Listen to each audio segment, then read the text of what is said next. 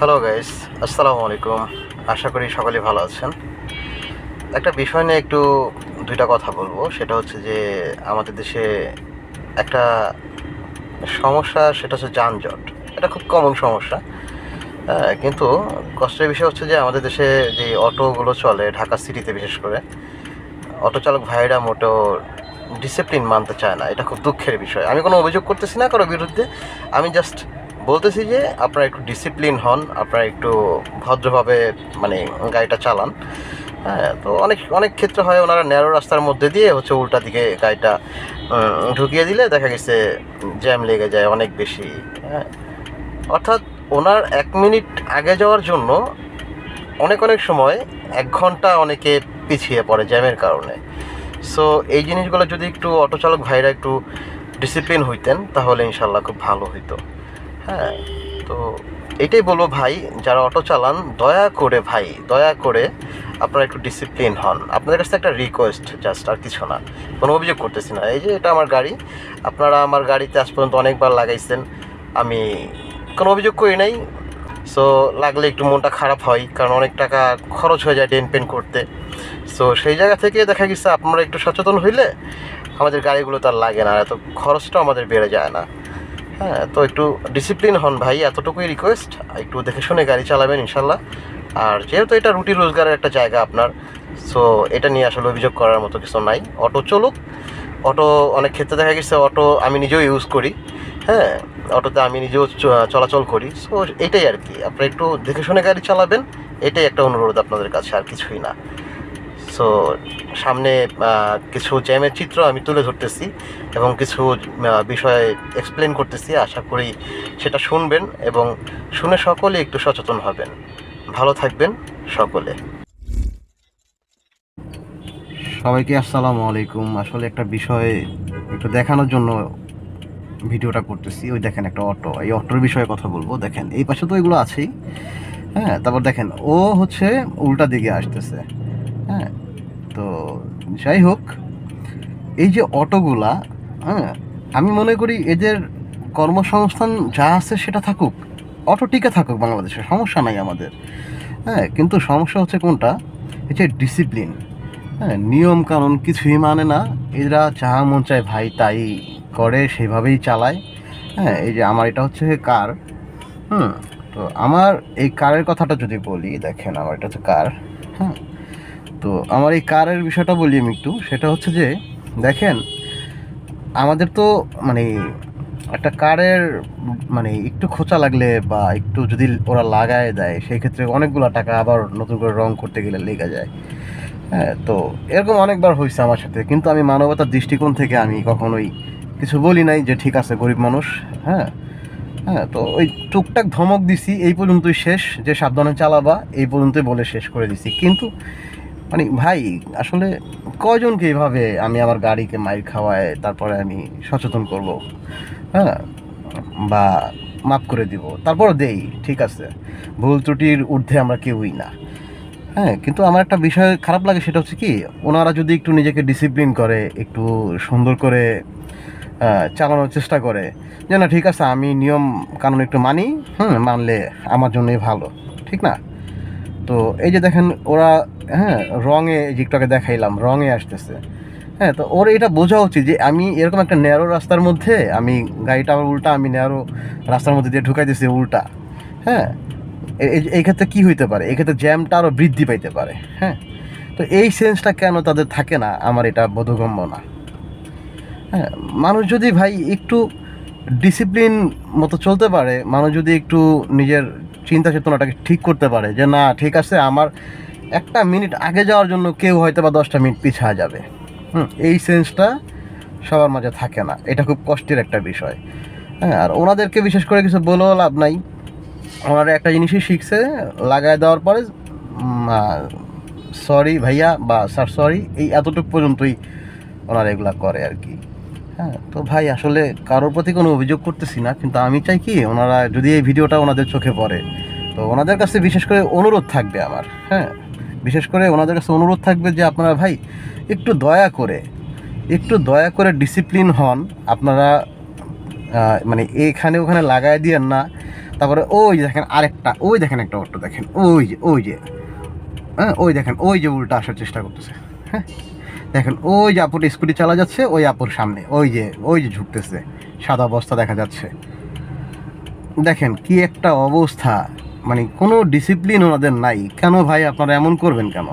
আপনি দেখতেছেন জ্যাম লেগে গেছে, হ্যাঁ, আপনি এই যে এই সাইডেও তো জায়গা নাই ভাই, সাইডেও তো জায়গা নাই, ঠিক না? সাইডেও জায়গা নাই, তাহলে আপনি ভাই কেন উল্টা আসবেন? এটা কি ঠিক?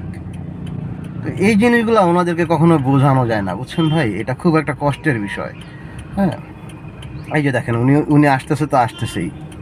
হ্যাঁ, এই যে আটকা পড়ে গেছে, এই যে আমার গাড়ি, এই যে উনি আমার সামনে। হ্যাঁ, তো এই মানুষটাকে যদি আমি এখন একটা বকা দেই, রাগ করে একটা কথা বলি, সেটা তো হইল না। হ্যাঁ, ওনাকে আমি যদি বোঝায়ও আমি বলি যে ভাই আপনি এখান দিয়ে ঢুকেন না, এখান থেকে ঢুকলে জ্যামটা আরও বৃদ্ধি পাবে, এটা সেটা, উল্টা সে কী করবে জানেন? সে উল্টা আমাকে মানে যা ইচ্ছা তাই বলবে। যে আপনি রাখছেন কেন?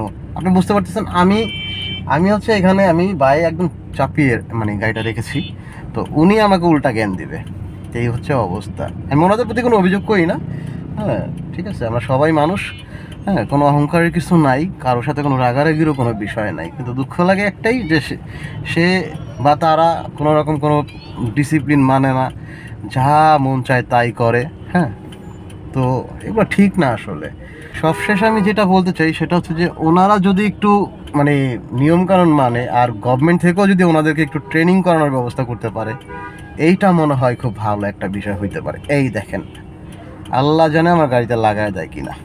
হুম, এইটার জন্য আমি খুব ভয়ে আছি। এই যে দেখেন এই মুহূর্তে আমি খুব ভয়ে আছি। হ্যাঁ, যে কোনো মুহূর্তে লাগায় দিবে, যে কোনো মুহূর্তে। কি বলবো ভাই, কিছু বলার নাই আসলে, মনের দুঃখ আসলে কি বলবো। এই দেখেন এই যে চলে যাচ্ছে। হ্যাঁ, লাগা দিতে পারে না, লাগা দিতেই পারে, থাপ করে লাগা যায়। এর আগে আমার সাথে এরকম হয়েছে। হ্যাঁ, আমার গাড়ি আমি তো বাইরে, আমি এখন নামতে পারলে দেখাতে পারতাম। এমনভাবে গাড়িটারে মানে লাগাইছে পিছনে ভাই, কি বলবো, আমি অবাক পুরা। মানে আমাদের গাড়ির ডেন্ট পেন কিন্তু পেছনে অনেক বেশি গভীর থাকে, গাঢ় থাকে, সেইটাকে একদম এমনভাবে ওর সামনের যেই ইয়ে থাকে না, অ্যাঙ্গেলটা থাকে না, ওই যে লোহার অ্যাঙ্গেল, ওই যে অটোর যে সামনের লোহার অ্যাঙ্গেল থাকে, ওই যে দেখা যাচ্ছে, এই অ্যাঙ্গেল দিয়ে সে পিছন থেকে এসে প্রায় ধরেন আপনার 4 থেকে 6 আঙ্গুল সমপরিমাণ চ্যাপটা হবে, এতখানি লম্বায় আর কি। উনি দিছে একদম মেরে মেরে দিয়ে, এখন তো মানে আমি তো শব্দ পাইছি। আমি আমি খেয়াল করতেছি আমার আমার ডানে বায়ে থেকে, হ্যাঁ, বা পেছন থেকে অটো যথেষ্ট দূরে আছে, কিন্তু উনি পরে বলল কি যে আমার ব্রেক কাজ করে নাই। এইটা কোনো কথা? আমার আসলে কি বলবো, আমার মানে রাস্তায় গাড়ি বের করতে ওনাদের জন্য ভয় লাগে। তো আমি ওনাদের প্রতিও আমার অনুরোধ থাকবে, ভাই আপনারাও দয়া করে একটু ডিসিপ্লিন হন, নিয়মকানুনটা আল্লাহর রহমতে মানেন। আর গভর্নমেন্টের কাছেও একটা রিকোয়েস্ট থাকবে যে আপনারা একটু দয়া করে ওনাদেরকে ট্রেনিং করার ব্যবস্থা করেন। হ্যাঁ, আর ওনাদেরকে একটু লাইসেন্স দেওয়ার ব্যবস্থা করেন। হ্যাঁ, সেই ক্ষেত্রে হবে কি যে ওনারাও মানে আমাদের গাড়ির মতো একটা ডিসিপ্লিন মতো চলতে পারবে। হ্যাঁ, একটা নিয়মকানুনের মতো চলে আসবে। হ্যাঁ, এইটা হচ্ছে বিষয় আর কি। তো অটো উঠে যাক, এটা আমিও চাই না। হ্যাঁ, কারণ দেখা গেছে অনেক সময় গাড়ি না থাকলে দেখা গেছে অটো দিয়ে যাওয়া আসা করি, খুব দ্রুত সময় যাওয়া আসা করা যায়। হ্যাঁ, তো ওনারা থাকুক, ওনাদের আল্লাহ রিজিকের ব্যবস্থা ইনশাল্লাহ করে দিছে, এটার মাধ্যমে উসিলায় আল্লাহর মধ্যে করুক, সমস্যা নেই। কিন্তু ওনাদের কাছে একটা রিকোয়েস্ট, ভাই আপনারা দয়া করে একটু ডিসিপ্লিন হন, একটু সুন্দর করে গাড়িটা চালান। হ্যাঁ, এরকম ন্যারো রাস্তার ভিতরে উল্টা আইসেন না, আইসা জ্যাম বাঁধায়া দিয়েন না। হ্যাঁ, আর কারো গাড়ির সাথে দয়া করে ভাই লাগায়েন না। এই দেখেন এরকম একটা গাড়ি সামান্য একটু নখের খোঁচা খেলে, মানে কি বলবো ভাই, 3 থেকে 4 হাজার টাকা, 5 হাজার টাকাও চলে যায় ডেন পেন করতে। হ্যাঁ, এটা খুব দুঃখের একটা বিষয় না? তো এটার জন্যই বলি ভাই, আপনারা একটু দয়া করে মায়া করে হলেও একটু ডিসিপ্লিন হন, নিজেরই তো দেশ এটা। আপনি ডিসিপ্লিন, ওই দেখেন ওই যে ঝগড়া লেগে গেছে, দেখেন আমি দেখাতে পারতেছি কিনা কিনা জানি না, আমি একটু জুম করি, জুম না চলে গেছে। হ্যাঁ, তো যাই হোক, আপনাদের কাছে এতটুকুই রিকোয়েস্ট ভাই। এই যে এই এক ভাই, ওনার এটা অটো না, যদিও ভ্যান। হ্যাঁ, উনিও উল্টা আসতেছে, ওনার পেছনে আছে মনে হয় 2 থেকে 3টা অটো, ওই যে দেখা যাচ্ছে। দেখেন দেখেন কীভাবে তারা রঙে আসার ট্রাই করতেছে। দেখেন পিছনে 3টা অটো, সম্ভবত 3টা না, হ্যাঁ 3টাই তো হবে, একটা সাইকেলও আছে। সাইকেলের বিষয়টা বাদ দিয়ে, ওটা চিকন তো, ওইটা সমস্যা না, কিন্তু এই দেখেন ওনাদের অবস্থাটা একটু দেখেন প্লিজ। দুঃখে পাচ্ছি না ভাইয়া, ওনারা যে কেন এরকম করে আর কেন যে একটু নিয়ম মানে না। হ্যাঁ, তো এই জন্য আমার আমার যেটা মনে হয় কি, ওনাদের জন্য ট্রাফিক ব্যবস্থাটা খুব কড়াকড়ি করা উচিত। প্রতিটা পাড়া মহল্লায়, মানে মেন রোড যেগুলো আর কি, এই পাড়া মহল্লার পাশে যেগুলো আর কি, প্রধান সড়ক বাদে যেগুলো পাড়া মহল্লার প্রধান সড়ক আর কি, এগুলোর কথা বলতেছি, এখানেও ট্রাফিক আনা উচিত। হ্যাঁ, ওনাদেরকে ডিসিপ্লিন শেখানোর জন্য। হ্যাঁ, তাহলে দেখা গেছে কিছুদিন এভাবে ডিসিপ্লিনের মধ্যে রাখলে একটা সময় ইনশাল্লাহ ওনারা নিজেরাই বুঝতে পারবে যে না, আমরা আসলে এটা ভুল করতেছি, আমরা রঙে কেন যাচ্ছি। হ্যাঁ, একটা চিপা সরু রাস্তা যদি আমরা রঙে যাই, সেক্ষেত্রে জ্যামটা আরও বৃদ্ধি পাবে। এইটাই ভাই, আসলে কি বলবো, বাংলাদেশে কোনো নিয়মকানুন আসলে কেউ মানতে চায় না, এটাই একটা কষ্টের বিষয়। আমাদের দেশটাকে যে আমরা নিজেরা পরিপাটি করে রাখবো, এটা আমরা কেউ বুঝতে চাই না। হুম, এই যে যেখানে সেখানে থুতু ফেলে, খেয়াল করি তো, পানের পিক ফেলে। হ্যাঁ, তারপরে আপনার ওপেন রাস্তায় দাঁড়িয়ে হচ্ছে সিগারেট খায়। হ্যাঁ, তো এগুলো তো ঠিক না। হ্যাঁ, কারণ অনেক সময় আমি খেয়াল করছি যে বাচ্চারাও রাস্তা দিয়ে হেঁটে যায়, সেক্ষেত্রে আপনি ওপেন রাস্তায় সিগারেট খেলে কী হবে, যে আপনার ওই বাচ্চাটার নাকে ধোয়া গেলে ওর সমস্যা হইতে পারে, ঠিক না? নির্দিষ্ট একটা স্মোকিং জোনে বসে আপনি স্মোকিং করেন, কোনো সমস্যা নাই, কিন্তু আপনি ওপেন রাস্তায় দাঁড়ায় খাচ্ছেন, এ নিয়ে তো গভর্নমেন্ট কত নিয়মও করলো, কেউ তো শোনেই না। গভর্নমেন্ট আর কতটুকু কী করবে, এটা হচ্ছে বিষয় আর কি। দেখেন ভাই, আবারও সেই একই অবস্থা, অনেকগুলো অটো একবারে ঢুকে গেছে।